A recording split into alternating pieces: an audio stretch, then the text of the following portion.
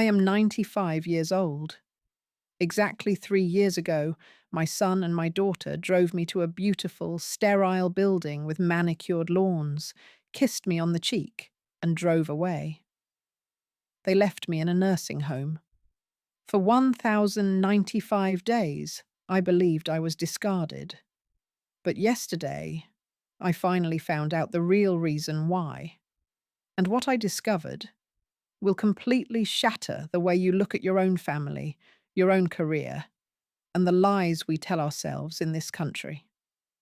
In America, we are terrified of being seen as weak. We worship independence, and the absolute worst thing that can happen to you is to lose it. So, when you are dropped off at a facility to be cared for by strangers, it feels like the ultimate betrayal. It feels like a death sentence to your freedom. For 3 years, I sat in my armchair, consumed by a quiet, bitter rage. I thought they were selfish. I thought they didn't love me anymore. But what if the ultimate betrayal was actually a mirror? What if the reason your children pull away from you has nothing to do with how much they love you, and everything to do with the invisible prison you helped them build? We have an unwritten contract in our society. You work your fingers to the bone, you sacrifice your youth to give your kids a better life, and in return, you expect a harvest. You expect them to hold your hand when you are old. I expected my harvest. But yesterday, my daughter Sarah came to visit me. She is 62 years old, a highly successful executive. And as she sat across from me, she broke down crying. She didn't come to apologize for leaving me. She came because she was having a nervous breakdown. And in her tears, the truth finally came out. Before I tell you what she said, you have to understand the invisible scars of those first 3 years. Nobody tells you about the deafening silence of a nursing home. Yes, there are nurses. There are other residents. There is always a television playing somewhere. But it is an incredibly lonely noise. During my first year here, I was a ghost. I refused to participate in the activities. I sat by the window, watching the parking lot. Every time a silver sedan pulled in, my heart would jump, thinking it was my son, Thomas. It rarely was. I felt completely useless. I had spent 60 years managing a household, raising a family, being the anchor, and suddenly my only task was to wait for Tuesday bingo. I was drowning in family distance. But my pain wasn't just loneliness, it was pride. I was furious that I had given them my best years, and they couldn't even give me their Sunday afternoons. I would look at the photos of them on my nightstand. Thomas in his expensive suit, Sarah in front of her massive suburban house, and I would feel betrayed by their success. But that is the tragedy of the American dream.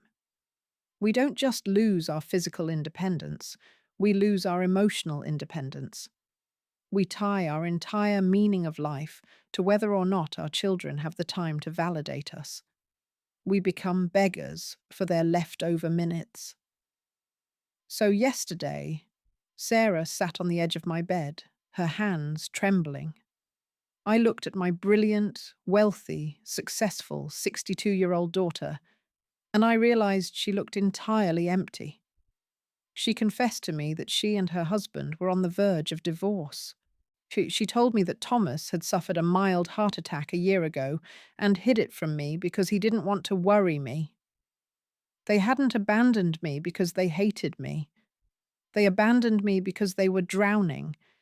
They were suffocating in the exact same rat race that I taught them to run. She looked at me with tears in her eyes and said, "Mum, we put you here because we physically could not survive taking care of you while keeping up with the lives we built. We are failing at work. We are failing at our marriages. And we are failing you."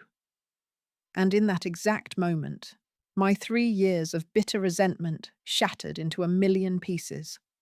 The success I had pushed them to achieve, the big houses, the promotions, the relentless need to impress people they didn't even like, was the very thing that stole them from me. I was the one who taught them to worship at the altar of busy. I taught them that a career was a legacy. And now, I was the collateral damage of my own teachings. I didn't need them to save me. They needed me to forgive them. This brings me to the absolute core of why I am speaking to you today. Let's do the math of life. It is brutal, but it will set you free. I am 95 years old. I am standing so close to the edge of the cliff that I can clearly see the bottom. If I am incredibly lucky, I have maybe 500 days left. If I spend those precious, unrepeatable hours sitting in this room, feeling sorry for myself, feeling angry that my children aren't visiting me enough, I am throwing away the only treasure I have left. I realized yesterday that my anger was a luxury I could no longer afford. I do not have the time to carry the heavy burden of resentment. Whether you are 85 years old sitting in a facility or 45 years old waiting for your life to magically slow down, you are caught in the someday trap. Every time you say, "I'll forgive them someday," or "I'll be happy when my kids finally appreciate me," you aren't just delaying your peace. That specific moment dies forever. There is no later to make up for it. There is no future. There is only right now.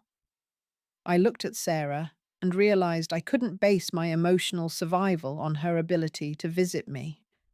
My independence isn't about where I live. My independence is my mind. I took my freedom back the second I stopped expecting her to cure my loneliness. I looked at my brilliant, broken daughter sitting on the edge of my bed. I reached out, took my hands covered in the spots and thin skin of 95 years, and I grabbed her shaking hands. She braced herself. She thought I was going to scold her. She thought I was going to list all the Sunday afternoons she had missed, or make her feel guilty for leaving me in this place. Instead, I looked her dead in the eye and gave her the only thing she actually needed to hear. "Sarah, I forgive you, and I release you." You should have seen her face. The heavy armor she had been wearing for 3 years completely shattered. I told her to stop running. I told her that she did not owe me the sacrifice of her own sanity. "Go home," I told her. "When you walk through your front door tonight, do not bring the office with you. Put your phone in a drawer. Look your husband in the eyes. Save your own life before you end up sitting in a room like this, realizing you missed the whole thing. And now, my friend, I am turning to you. Consider this a ritual to transform your regret into immediate action. This is your 10-minute mission. This is highly actionable advice from a woman who has absolutely nothing left to prove to this world. As soon as this video ends, I want you to close your eyes and mentally release whoever you are holding hostage in your mind. Are you holding on to anger because your children don't visit enough? Are you furious with a parent who didn't love you the way you wanted them to? Are you carrying deep, bitter resentment toward a sibling? Drop it. Drop the heavy suitcase. Forgive them for being exactly the flawed, exhausted, struggling human beings that they are. They are running the same blind race you are. When you refuse to forgive, you are the one drinking the poison, expecting the other person to die. And if you are the younger generation watching this, please listen to an old woman. Stop running yourself into the ground to impress people who do not truly care about you. Stop trading your beautiful, fragile, right now, for a future that is completely unguaranteed. You are caught in the trap of thinking you have to earn your rest. You tell yourself you will finally be happy when you get the promotion or when the mortgage is paid off. Stop waiting for everything to be perfect. You do not need to earn your worth. You are completely enough right now, today. We Americans love a good comeback story. It is woven into our cultural DNA. We love the underdog who finds their absolute greatest strength in the final round. Well, let this be yours. Even if you are 95 years old and living in a single room with a twin bed and a plastic chair, you can still have the greatest comeback of your entire life. How? By actively choosing peace over bitterness, by deciding that the ending of your story will be written in grace, not anger. I want you to take a piece of paper right now and write this down. Tape it to your bathroom mirror. Engrave it into your very soul. This is the only absolute truth that matters when you reach the end of the road. If these words woke something up inside you today, if you felt a sudden tightness in your chest because you know I am telling you the truth, please, do not just keep it to yourself. Share this video with someone who is running far too fast. Send it to someone who is holding on to deep resentment and desperately needs permission to finally put it down. We don't like being forced to do anything in this country, so I am not going to demand anything of you. I am simply inviting you into a conversation. Tell me down in the comments, who are you going to forgive today? What heavy, exhausting expectation are you finally letting go of? Let's build a real community of people who are finally awake. My name is Margaret. I am 95 years old. I live in a nursing home, but I have never, ever been more free. Thank you for giving an old woman your most precious asset, your time. Now, go live.